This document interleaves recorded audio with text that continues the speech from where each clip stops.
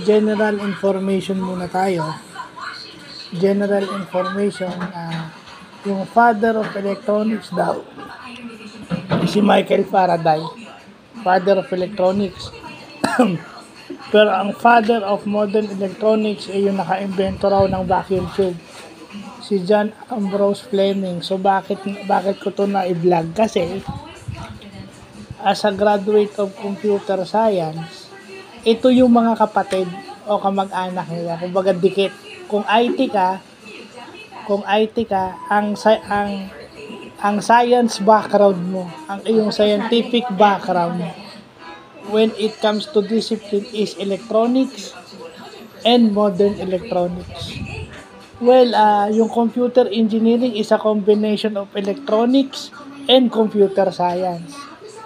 It's a combination of electronics and computer algorithms, or may programming na kasama. Especially yung low level thing, which is yung assembly language na nagpapatakbo sa mga computer numerical control machines and yung iba pa. Diba, yung mga electronic devices, yung nagpapa-andar dyan is parang may background sa assembly language. So bakit natin, yan ang dahilan bakit natin naisama yan. Kasi kapatid yan ng computer science at information technology. So yun yung magandang nalaman natin. Gladly I got people that knows electronics, and most of them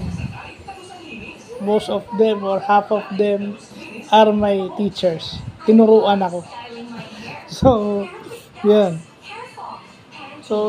Kasi kailangan tignan natin yan eh. Wala namang field na walang scientific background. So, yun lang ang ini-emphasis ko rito. Ba't ko na isama yan? Aside from general information era. So, yun lang po.